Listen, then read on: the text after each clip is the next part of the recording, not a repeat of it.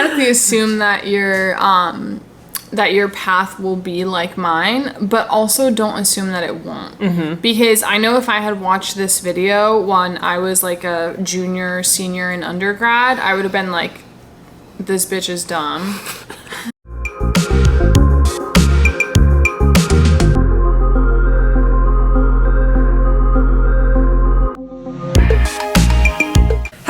Welcome back to my channel. First things first, make sure to subscribe. Make sure to hit that red bell so that you can see notifications for every time I post. So today I am doing my very first interview on this channel with the wonderful Clara Guillem. She is a TikTok sensation, has also been killing the Instagram game, and is also my friend. So welcome, Clara. And do you want to introduce yourself a little and tell people kind of who you are? Yes, so I'm Clara. Adri and I know each other because we were in the same lab in grad school at Vanderbilt. I started my PhD and then after 2 years decided to master out, so to speak, which means that I basically didn't go past the qualifying exam point and just kind of finished my coursework and left with a master's degree instead of a PhD. And like she said, now my full-time job is TikTok sensation. So that's what I do, and that's who I am. So today I'll be talking to Clara, like she kind of said, about her grad school experience, from her time starting grad school to how she became a content creator. So I guess the first question is, when did you decide to do your PhD? Yeah. So actually I went to undergrad and I was studying biology because I wanted to go to vet school and I wanted to be a vet really badly. And I started getting kind of into research, mostly because I wanted to kind of juice up my resume to get into vet school. And I had my mentor at the time say verbatim, you are too smart to fix poodles for the rest of your life and you need to go into research and get your PhD. So I guess that's when you decided. That's what I decided. Well, he's probably smarter than me, so I should probably listen to him. So that's when you decided to do your PhD. So what made you want to pursue a PhD? So you said a little bit of kind of boosting your resume, but were there other reasons? Yeah, so I was really interested in research and I did have a really strong passion for science and it was kind of just the route that made sense. I also think that for me personally, I had this feeling of wanting to continue academia because it is where a lot of my self-worth came from. Gotcha. So in college, I was kind of like a Rory Gilmore. Do you watch Gilmore Girls? I've seen it, yeah. Yeah, so like I was really obsessed with academics and I was really obsessed with it, I think for the wrong reasons looking back, but because I was so obsessed with it, I think the idea of, you know, graduating and then like not doing any more kind of freaked me out. And I wanted to learn. I did have a really strong passion for learning, and there's really no better way to learn than getting a PhD. Definitely. But I think that, you know, I kind of wanted to do it in a sense to prove something to myself. And because I attached so much of my self-worth to my intelligence, that I almost was like, well, I have to get the highest degree I can. Exactly. So what were your expectations, preconceived notions when you came to grad school? Kind of about the experience, the other grad students. Like, what were you thinking when you came in? Yeah, so when I first came into grad school at Vanderbilt, like, I think I expected it to be a lot more structured. Like, I kind of expected people to hold my hand a lot more. Yeah. I expected a lot more guidance, and it kind of ended up being a situation where it's kind of like they'll give you some guidance, but like there's so much you have to figure out by yourself. Definitely. And I was so used to like undergrad where you go to classes, they tell you what to do, they tell you what to study, and then that's that. And you might have like occasional, you know, creative projects where like they tell you go off on your own, find something you're passionate about, but other than that, there wasn't much of that. And so when I started my PhD, I was kind of like, is anyone gonna like tell me exactly what I need to do every single day? And no one did. Yeah. And I was like, holy crap, like what am I supposed to do? And so that was kind of, I think, my initial reaction going into grad school. In terms of the people, I was, other than you, obviously, I was so excited to meet you. And I literally like sought you out and was like, you look cool. Like, please hang out with me. Because everyone else was just kind of cold and competitive and condescending. I think a lot of people were very condescending to me because I was like, hey guys, like let's get fucked up. Like, let's go party. Like, let's have fun. And everyone was kind of like, let's talk about science. Yeah, definitely. And I was like, are you guys okay? Exactly. Like, do you have anything else you care about other than science? And that was like a huge, I think, like, shock for me. That I thought that there would be other people that were fun, and you were literally the only other person that was like, and also a lot of people were older too. Exactly. So we were like, I mean, I started officially, I was 21, about to be 22, but like obviously we're the same age, and like a lot of people in our program were a lot older and just a lot more like stoic. Exactly. And I think too, people really try, at least the younger trainees, try to prove that they're smart. Yeah. But we're already in grad school, right? So it means we're smart. So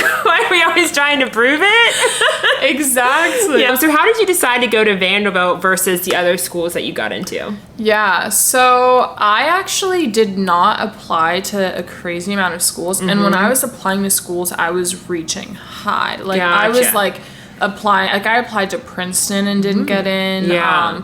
And at one point I wanted to go to San Diego. Oh, yeah. And I actually didn't get in, which pretty much shattered my heart. I was very shocked that I didn't get in because... What school was it? UC San Diego. Okay, gotcha. Okay. They have a really cool research program, this specific lab that I liked as well.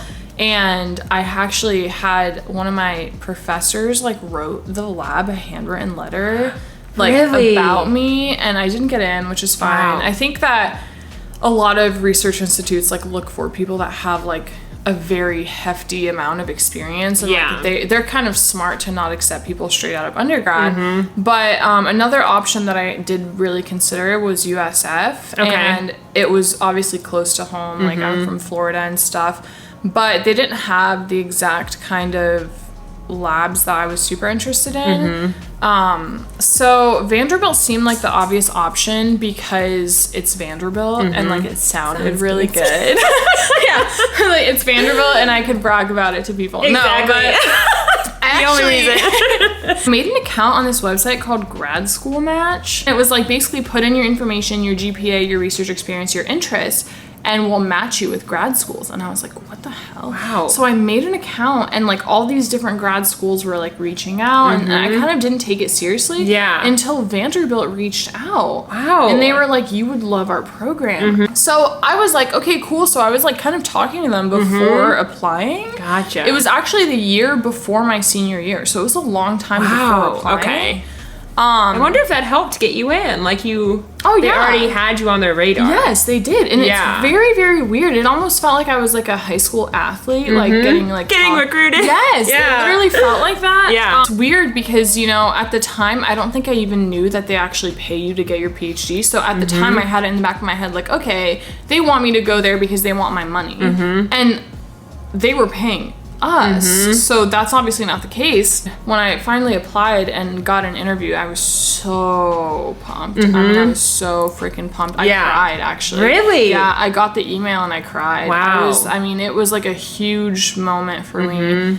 And I chose Vanderbilt also because I thought it was really cool. On the interview weekend, I had a lot of fun. And I thought it was a really great school. I thought it was beautiful. I thought the school was so beautiful. It made me want to go there so badly. And eventually I found a specific PI way before ever getting accepted or anything that I was like obsessed with his work. Like, it was everything I ever wanted to do.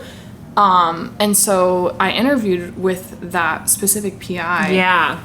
And it made me really want to go to Vanderbilt to work with said PI. Yeah. So what was your first impression of the department you were in when you first came to Vanderbilt?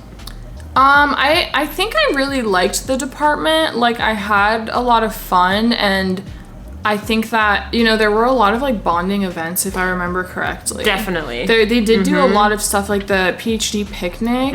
That wasn't even specific to our department, but I remember that being like a really cool moment where, like, you know, they were feeding us, giving us alcohol. Exactly. I really liked all the alcohol that was involved. Free alcohol. All the time. But I liked the department, and it felt like more like a community. Yeah. And it felt really great to belong to it. Definitely. So when you were doing your first lab rotations, what were you looking for in a lab? So were you more invested in the science or the culture, or kind of both? I think that when I first went into it, I was completely only looking at the science. I think that, you know, everyone would kind of say like the older grad students would say like, make sure you look out for like lab culture and like the people, because that's more important. And I was like, in what world is that more important? Exactly. Like at first I was like, there's no way, the research is what really matters. Like that's what you're working on. But I was so wrong. Yeah. I was so freaking wrong. Yeah. So I guess that goes into the next question. So as you did your rotations, did your priorities about what you were looking for in a lab change? So yes. So I rotated in the lab that I ended up joining first, and I loved the lab. I thought that the people were amazing. I had so much fun.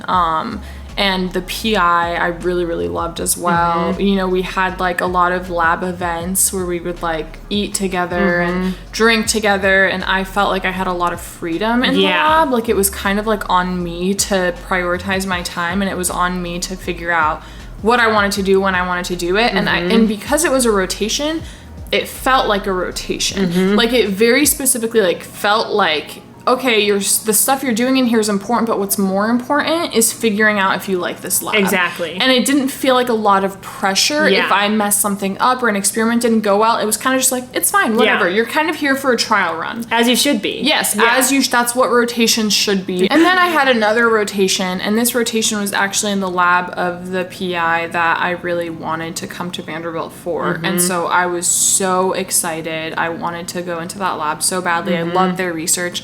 And it was a horrible experience. I was treated like I was already in the lab. So it wasn't like a trial run. What was important was the numbers and the data that I was getting for them. And it put a lot of pressure on me. I was also really micromanaged and talked down to. And the rest of the lab, even though I believe they were also miserable, were cold and unwelcoming, and I went home every day way too late. A lot of days I was the last person in the lab, even though I was a rotation student, and I bawled my eyes out. And my mental health was horrible, and I hated the position I was in, and it came to a point where I felt, I don't want to say threatened, because that's a little harsh, but I felt really uncomfortable when said PI came into my space and said certain things to me that made it very clear that like I was powerless in this situation. And I ended up going to the head of the department and asking them if I could leave the rotation because I was at my breaking point. And I said I could not do it for another month. I literally can't do this. And so they made an exception for me, and they let me leave the lab and actually go back to the original lab that I told them I loved it so much that I wanted to join it. And that was all the rotations I did. So I guess your priorities really changed to caring more about if you're happy or not. I was like forgetting what the question was. Yes. So I went from thinking the research was the most important thing to realizing the research really doesn't matter at all. I mean, it does matter to an extent, but it's so much more important that you like the people in the lab, the culture in the lab, and the PI. Exactly. Because it's also likely that you won't keep doing that research after grad school. So you should just be happy if you have to choose between the two. So what was your favorite part about being in grad school? She hated it. She's like, nothing. My favorite part about being in grad school was feeling important. I think that it might sound kind of weird, but when I was in grad school, I did feel very important, almost to the point of a superiority complex. Like, I was kind of like, I'm making a difference, and I'm really freaking smart. And I felt really important to Vanderbilt, to my lab, and just to the world in general, and that was a really good feeling. I also did really enjoy the graduate classes. I did take some undergrad classes at the graduate level, which was not as nice because rough. But the graduate classes themselves, the way they were broken down into little segments and they were like fun classes, I really enjoyed that because it was a way to kind of like learn beyond a textbook. Exactly, yeah. And that's really cool Yeah. about grad school, for sure. So what was your least favorite part about being in grad school? The trauma. My least favorite part about grad school was what it did to my mental health, which is basically completely shit on it. Yeah. And, I can take some responsibility for that, but I think that academia has to also take a level of responsibility for it. Yeah. Because I wasn't the only person struggling with my mental health, because there were incidences within Vanderbilt, and not our department specifically, but other departments, of, people struggling with their mental health, and the outcome being a lot worse than what my outcome was. I actually had to, at one point, my mental health was getting so bad that I went to the counseling center, and I said, hey, I need help, I'm not doing good. And at the time, I didn't know that it was largely caused by grad school. I was in such denial that I was blaming everything else I possibly could. I was like, well, maybe I'm homesick, maybe my relationship isn't going well, maybe this, maybe that, whatever. I was blaming anything but grad school. I even at one point was really heavily blaming the transition from undergrad. I felt like I was grieving undergrad and, leaving all my friends and stuff. But I went to the counseling center and I said, I need help, I'm not doing well, blah, blah, blah. And the therapist was like, after talking to me for an hour, was like, we can't help you because we're not equipped to handle how bad your situation is right now. Yeah. And so they actually said there's this program at the hospital that is called intensive outpatient. And they were like, we think that you should be doing this program, but we'll have to screen you first. And I was like, okay. So then I had a phone call where this woman just asked me all of these questions about myself and like my mental health, and eventually decided like whether or not I was like a good candidate, essentially whether or not I was fucked up enough to be part of this program. And so I talked to my PI and I said, hey, for the next 8 weeks or so, I'm going to be 3 times a week for 3 hours each day going to the hospital for treatment. And it was like group therapy, and that was the best thing I could have ever done for myself. I mean, seriously, that changed my life for the better. And he was so understanding. Like, he was really nice about it. He was like, you do what you need to do. Like, your mental health is a priority. Whereas the other PI would have been like, you're weak, go fuck yourself. Exactly. Probably. Yeah. Sometimes I feel like guilty talking about how grad school affected my mental health, because I know that there are a lot of people in grad school getting their PhDs that worked a lot harder than me and had it a lot more difficult than me. And I did tend to like slack in certain areas, but like the grad school version of slacking is like... It's still working really hard. It's still working your ass off. Yeah. Like, I have really bad ADHD, so I was having a hard time managing my time and managing my emotions. And it's a lot of, like, the judgment and the, having to present all the time and the competition. And that stuff was adding up and affecting my mental health in a way that my mental health had never been affected before. So it was hard for me to identify that that was the problem. And I wanted the PhD so freaking badly that I couldn't admit it to myself. Yeah. I found every other reason to blame. Like, I was like, it's because of this. Like I said earlier, I did not want to blame grad school because I knew the minute that I realized it, I would have to quit. Exactly. And I didn't want to do that. And so intensive outpatient treatment was after my first year of grad school. I stayed for a whole other year. Oh, wow. That. Yeah. I actually never addressed grad school in that program. Really? Yeah.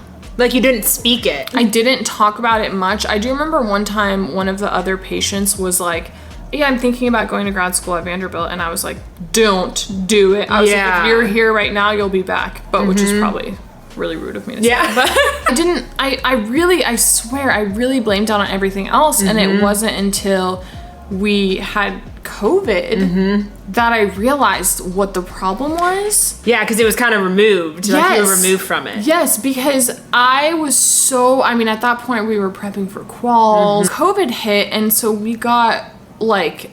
At the time, it had been maybe like a month break, and I had gone down to Florida with my now fiance, and I was still working on grad school, but the research had been taken out. I was taking classes online, I was still doing presentations, and I was still reading papers, but the research had been taken out of the equation, And I felt happy for the first time since I went to grad school. And I was like, oh shit. Oh shit. Oh no.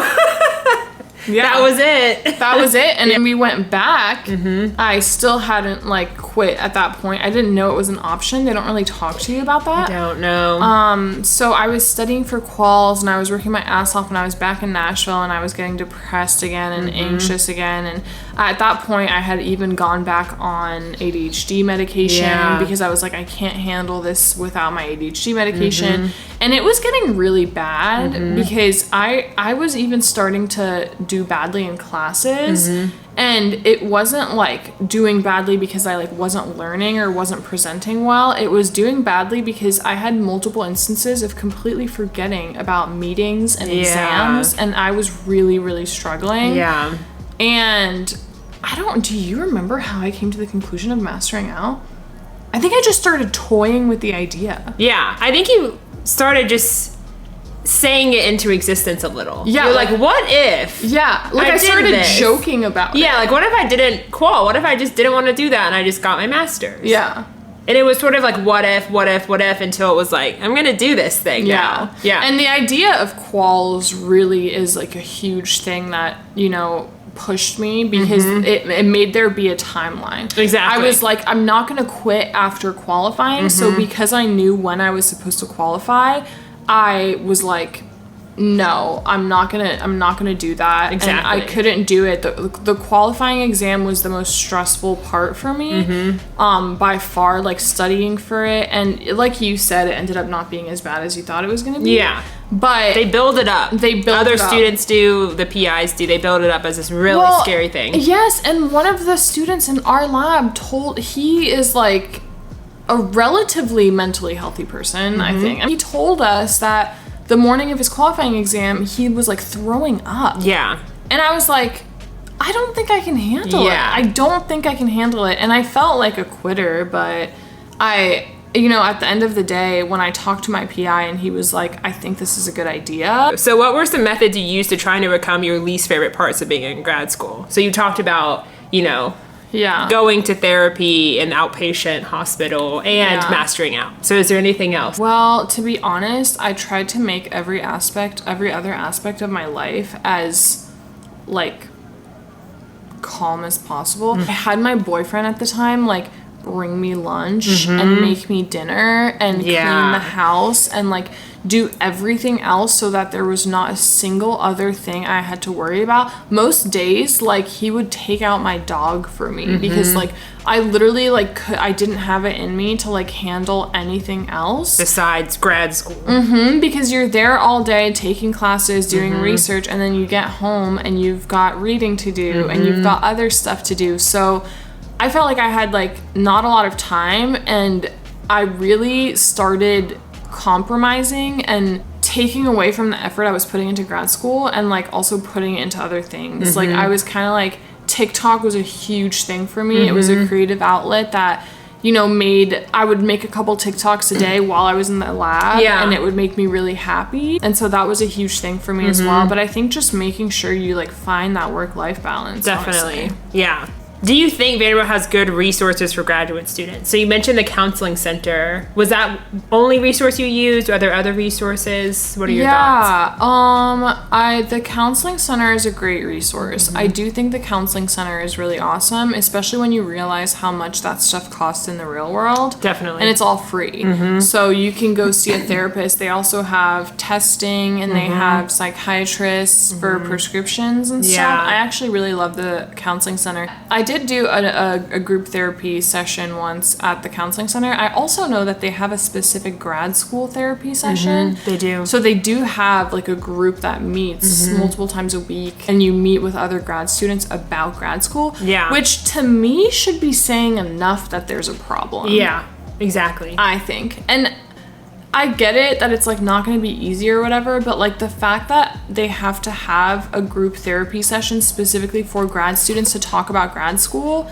should be a huge red flag to the people higher up in academia that there is something wrong. Yeah. Why is there a need for that, and why are so many people using it? Exactly. Like, why are so many people using it that they have to host multiple sessions a week at different times? Yeah. So Vanderbilt is aware of it, and they tried to have resources for it, but the fact that it's needed like putting a Band-Aid on. Yeah. It's like putting a Band-Aid. They're not going to the source of the problem. They're just fixing the symptoms. Like, they're not actually trying to fix the disease. Exactly. They're just putting Band-Aids on the symptoms, and I think it's not specific to Vanderbilt. I think it's every single institution. Academia. Yeah, exactly. Yeah. They're like, oh, what could we do to make these students' lives better? Should we pay them something a little bit more livable? No. Should we maybe put less pressure on them to be perfect? Yeah. No. Should we offer therapy? Yeah. Yeah. We'll fix it. We got money, let's do it. But there are other resources. I did speak to the life coach, the graduate life coach. A lot of times I would go to professors and break down to them. I mean, I've cried to multiple professors at Vanderbilt. It happens. And it's good when it's not your PI. Exactly. Like, I like going to women specifically, but I definitely have cried to some of the professors. Yeah.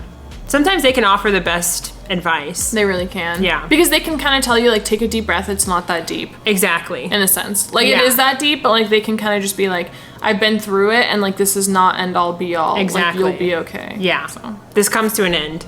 Who is your support system in grad school, and what kind of support did they offer? My boyfriend did so much for me. He did so much. I mean, I remember you and I would talk and be like, I cannot imagine, like, living alone in grad school. I mean, it would be so sad and lonely and horrible. Really, yeah. Because my boyfriend did so much for me just around the house in general, but then he would, like, quiz me for exams, and I would practice all my presentations for him. Definitely, which, by the way, you present really often. A lot. A lot. Yeah. That's If why we're you have so good at stage talking. fright, oh my...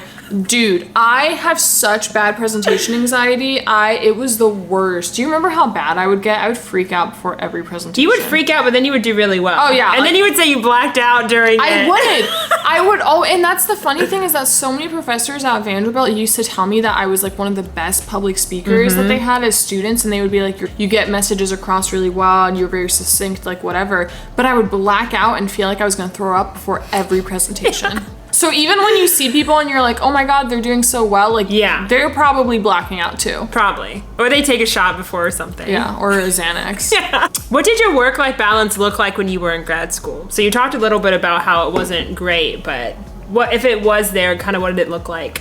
I didn't go out of my way to do a lot of, like, high energy things. Do you know what I mean? Like, if I was doing stuff that, like, made me happy outside of grad school, it wasn't going to be something that took a lot of energy. Definitely. Because I wanted to, like, conserve my energy. So it would be, like, watching TV versus, like, going on a hike. Exactly. Because I felt like Clara's apartment's filled with bugs. Stop! I put it in there. No, I definitely feel that it's, like, even if you want to learn new skills or, like, take up something that takes any, like, amount of mental anything, you kind of can't. Yeah, you can't. In the beginning, at least. You don't have it in you. Yeah. I will say I'm very guilty of this one specific thing where the first semester of grad school, I had just met Brad. He's my fiance, so obviously it was worth it. I had just met Brad, and I was so in love with him. We weren't even dating yet. I was so in love with him, and he worked from home, and I would always try to find, like, a way to see him because I loved him so much that, like, he would text me and be like, hey, what are you up to? It'd be, like, Tuesday at 3 p.m. He'd be like, hey, what are you up to? I'm at the pool. You want to hang out? And I'd be like, oh yeah, I'm home. Like, I got home early. And then I'd, like, zoom out of the lab and, like, go to his house, like, hang out with him. Sometimes I would go hang out with him and then go back to the lab. Oh my God. And so that's a good balance. That's work-life balance. It is a work-life balance, but I did prioritize him for that first semester. Just that first semester, I was like, I could be spending more time in the lab, but I'm so in love with this guy, I cannot risk, like, not seeing him. I was so obsessed with him. Yeah.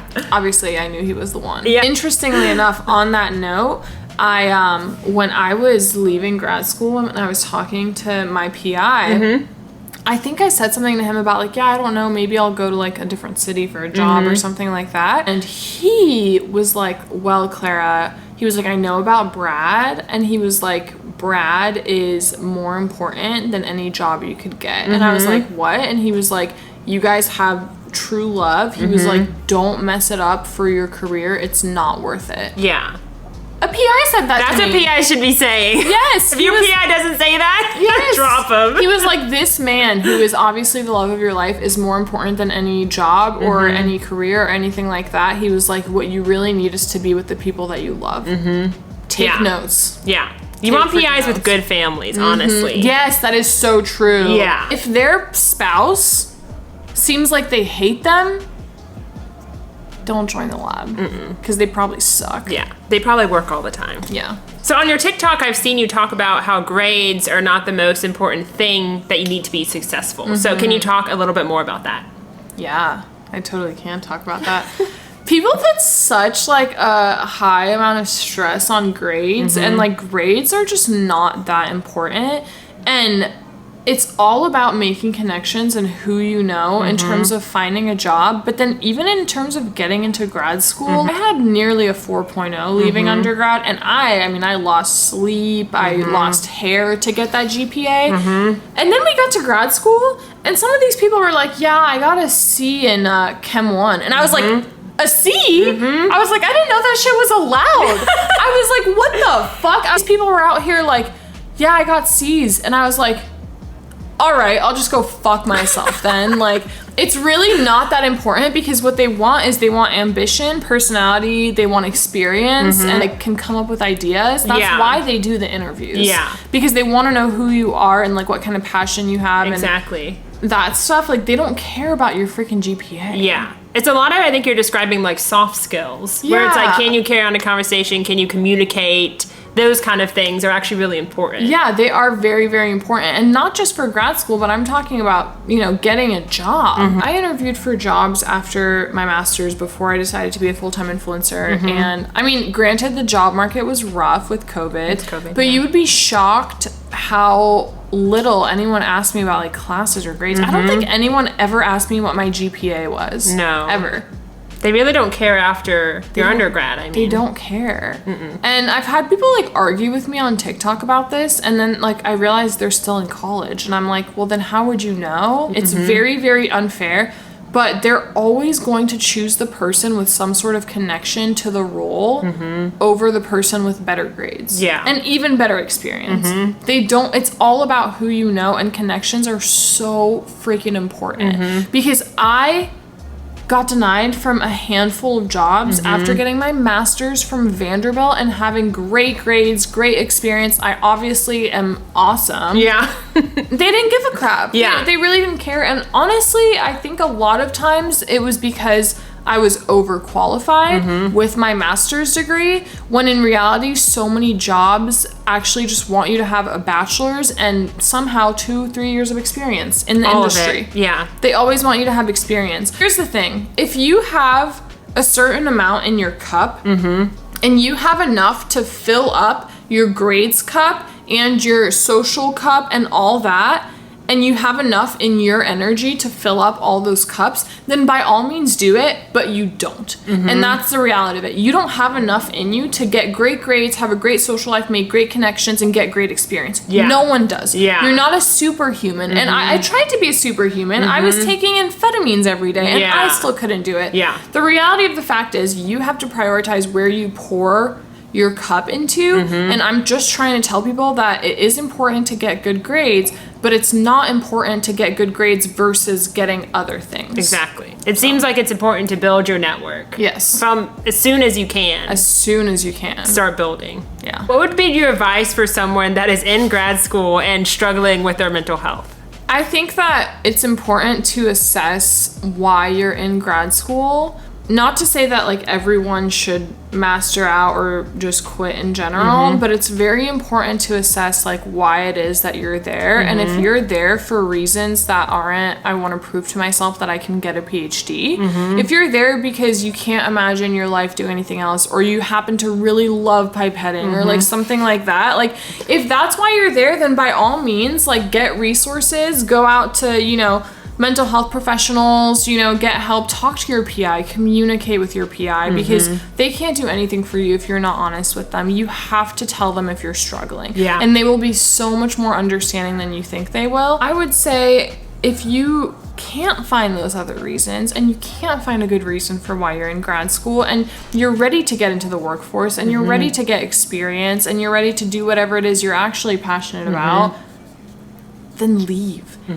I think that there's such like an American almost culture of thinking that quitting is like the most shameful thing you can do, when in reality sometimes quitting is like the bravest thing that you can do, especially for yourself, because there are people in all types of situations that because they feel like they can't leave or they can't quit, they end up destroying their mental health to the point of hurting themselves, and that is never ever ever worth it.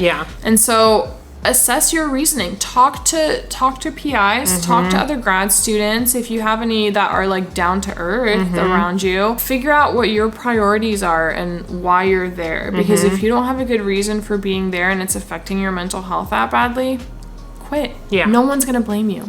I mean, and seriously, I thought that it was gonna be a lot harder to quit. I thought a lot of people were gonna be judgmental, and I thought I was gonna feel ashamed. Not at all.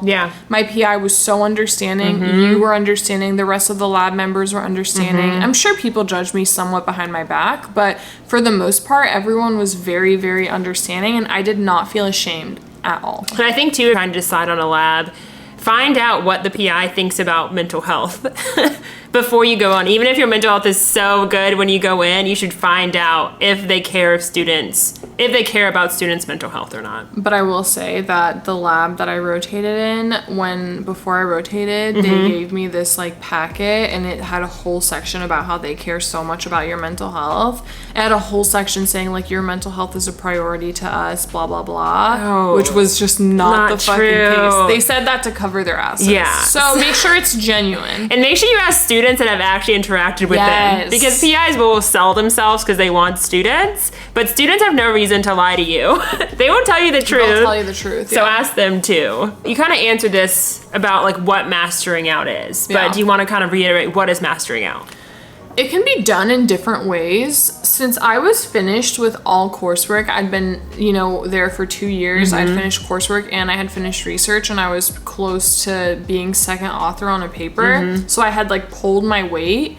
I have no idea if that paper has been published yet, to be honest with you, but we'll Google it later. The next step normally is qualifying exams. And what they told me my two options were, and keep in mind, qualifying exams, I was so terrified of it because it's basically just like a really long presentation, and I hate presentations. They gave me two options. They said, pass your quals and leave. Or you can write a master's thesis. And I chose to write a master's thesis, and I have no recollection of writing it at all. I mean, it was like the easiest thing I did in grad school. It really was, because I'd already been writing so much about my research, and I knew my research so well. And because they had made us write, what was it called? It was the research proposal. Wasn't it? They had made us write a bunch of stuff about it that I just like stitched a bunch of things together, added a little stuff. It wasn't even that long. I mean, I don't know how long it was. It could not have been more than 25 pages. It really could not. And they were like, we'll have a committee read your thesis, and if it passes, you get a diploma. And I'll show you my diploma. Show and tell. I'm so proud. You get this for all of your struggle. Vanderbilt. Pretty. Wow. I actually got the diploma just like in my mailbox. It was a really weird experience. This whole thing in the mailbox? I swear to God, it was like in my mailbox, and I was like, oh, well, I guess. Anticlimactic. Very anticlimactic. I sent in my master's thesis. I cleared out my desk in the lab, and I just like left, and that was that. That's weird. It was very weird. And really fucking nice. I mean, I was and great. Those first couple months after I graduated, where I was chilling. Holy shit. It was like euphoria. I was so happy. That's so nice. It was such a nice feeling. It kind of reaffirms your decision. Because if you master out of something and you feel that way, I mean, it must have been a good decision. Oh my God. It felt so good. While I was in grad school, I know specifically of two different groups of people that like had made comments to people about how I was never able to attend any events. And how like I was never able to come down for like big events in my family and stuff like that. And it really hurt, honestly, because they thought that it was a choice. Like, they really thought that it was a choice. And I was like, you don't understand. Like, I can't take the weekend. Like, I cannot. And I would do it sometimes, but, like, they wanted me to do it all the time. And I was like, I can't just do that. Like, I don't think people, they don't realize what grad school entails unless they're in it. So some of our choices seem suspicious. So can you talk about how you decided you wanted to master out and how you went about doing it? So you kind of talked about the why, but what was the how? Emailed my PI and said I want to talk to you, like, on Zoom. We were still doing Zoom at that point, and I was like, I want to talk to you about something. I brought it up to him. He was like, all right, you have time to make this decision. Like, let me talk to the heads of the department, blah, blah, blah. And then I emailed the head of the department, May 19th, 2020, and said, hi, Dr. Blank. This is really funny. I wanted to email you to let you know I'm officially planning on mastering out of the program. I really think it's what's best for my mental health as well as my future. I hope you can understand. Thank you so much for the opportunity to be in this department and get an education here at an amazing school like Vanderbilt. I will always cherish the memories and experiences I've had here. Thanks. Thanks. Deuces. That's literally how I mastered out. Yeah. Did he email back? Let's see what he said. Yeah, I'm sure he emailed back. Oh yeah, they had to get a bunch of PIs to be on my master's committee. Oh, I don't think I even knew that. My PI did everything for me. Yeah. He got together the entire master's committee. He had everyone read my master's thesis. Okay, this is really sweet, actually. Yeah. This is really sweet. Yeah. The director of the program at this time, I won't say his name, but I really, really love him. I had him as a professor, and this is what he said. And then I'll say what my PI said, because he CC'd my PI. Dear Clara, consider this not as mastering out and instead as earning a master's degree. You have to do what is best for you, and we at this department support your decision. Someone, I can't say the name, and I are in the process of transferring you from the PhD program to the MS program. In the meantime, there are 2 things that you should be aware. You'll need to write a master's thesis on the research you have done since arriving at Vanderbilt. The thesis is for the department and will not be submitted to the university. So my thesis was a lot more informal because it was just the department reading it. He goes, which means you can write it as much as you like as you would write a research paper. You do not need to follow the complicated rules of a Vanderbilt thesis. Yeah, so it was a lot easier. It has to be approved by a committee, blah, blah, blah. And then it says, for financial reasons, the stipend and cost of tuition, you'll need to have your thesis approved by the end of summer term. So this was May, and they gave me until August, which was to me plenty of time to write a thesis. And then my PI said, hi, Clara, I know this is a difficult decision and takes some courage.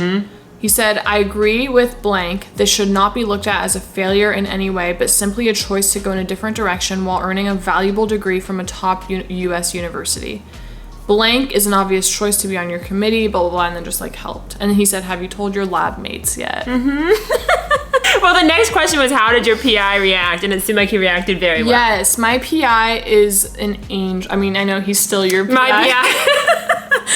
I know he's still your PI, and it's not always perfect, but to me, he was an angel. He was literally a godsend. Like, he's invited to my wedding. Like, he's a good man. He is a really good man, and not on top of being a good man, one of the smartest people I've ever met. On top of being one of the smartest people I've ever met, he is so good at being a boss in a lot of ways. Yeah, so definitely. So you told us how your PI reacted to you mastering out, and he was really nice about it. Yes. So how did you explain mastering out to your friends and family, and how did they react? Well, obviously Brad was really supportive. I think my friends were really supportive and kind of just like, do what makes you happy.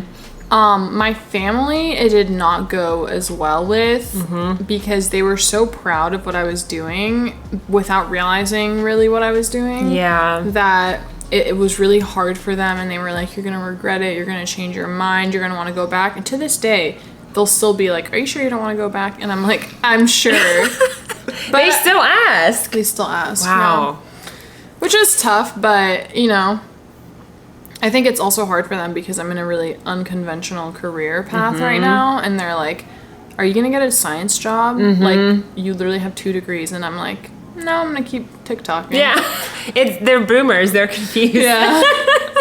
But, you know, they want me to be happy as well. So they have very much said, like, whatever makes you happy. But I think they just wish that what made me happy was completing the PhD. Yeah. So. Yeah. It sucks feeling like I disappointed someone, but what would be worse is disappointing myself or like betraying myself. Definitely.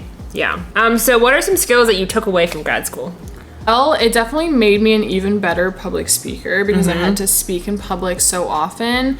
And I definitely think that because of the nature of research and how much you really have to think about it, it really taught me to like think outside the box, as like cheesy as that is. Like, taught me that there are many more solutions to problems than you would think. Definitely. And that's something I can definitely use in real life. What are some lessons that you learned from being in grad school? I learned to really analyze the motives behind why I'm doing what I'm doing. I think that's a really important lesson, is to like not just kind of let life blindly take you for a ride and like really think about what you're doing and why you're doing it. Definitely. So if you could go back in time, would you choose grad school again? I don't regret anything. I think grad school brought me completely different things that I would not have found without it. It brought me to Nashville, and it brought me to the love of my life, which is really important to me. It also brought me to my now career, even though it's completely unrelated. So I wouldn't change it for the world. But if you told me that I would still get everything that I've gotten without having to go through the process of grad school, then I might reconsider. Yeah. So how did your life change after you mastered out? It got so much better.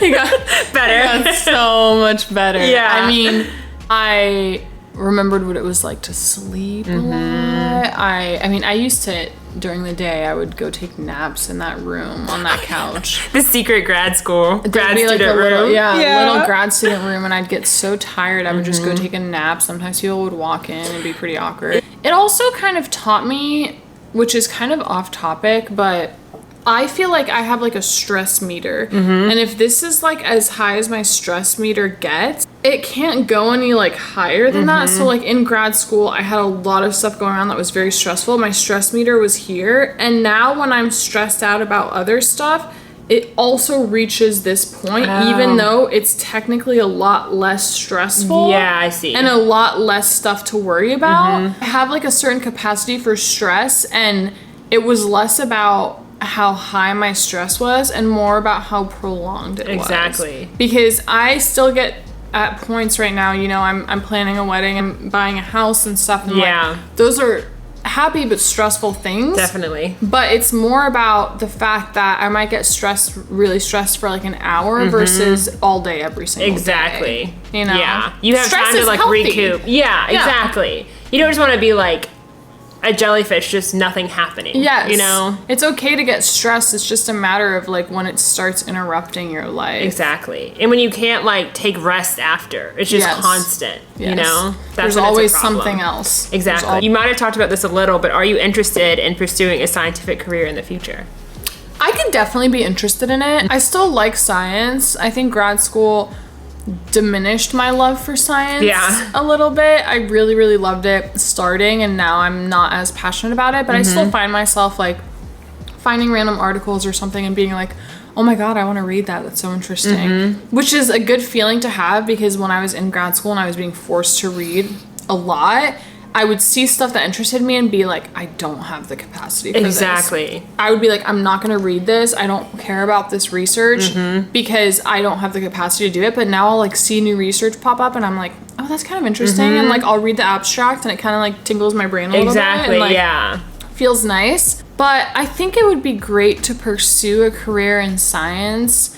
I wouldn't want to like start at the bottom and like move up. Yeah, I see what you're saying. You know what I mean? Like, I think that if anything, maybe in my future, in like 10 years or something, I would start like a company that might relate to like science communication in some way. Is something that I would really like to do. Maybe start like something that intertwines social media and science together to make science, you know, more accessible and research more accessible to people. But I definitely wouldn't want to like ever work in a lab again. I will never ever work in a lab again. Never hold a pipette again. Yeah, but you know, everything else, like working in science communication or outreach or even industry, I can't really knock it till I try it. Do you use any skills that you learned from grad school to become successful on social media?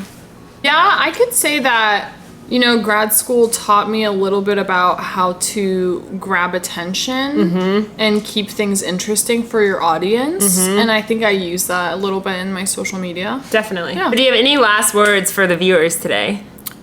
Don't automatically assume that your path will be like mine, but also don't assume that it won't. Because I know if I had watched this video when I was like a junior, senior in undergrad, I would have been like, this bitch is dumb. I would have been like, okay, good for you. I guess you weren't smart enough. Like, you know what I mean? Yeah, like, I see. I would have been like, yeah, that wouldn't happen to me. Yeah. But also that doesn't mean it will. Exactly. So. Keep an open mind in like either direction. Yeah. But thank you for watching. You can follow Clara on her TikTok and Instagram accounts that I'll link below in the description. Please comment your thoughts on the interview, if it was helpful, if it wasn't helpful, if you learned something, if you still have questions. And again, hit that subscribe button if you loved it or if you hated it. And we'll see you next time. Bye. So I went to undergrad and I was actually studying.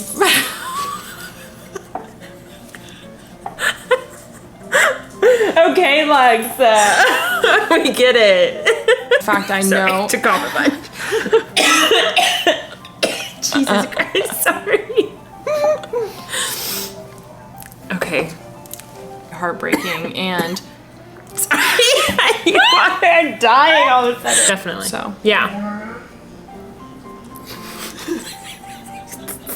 You said mastering out so fast, I literally thought you were saying masturbating, and I was like,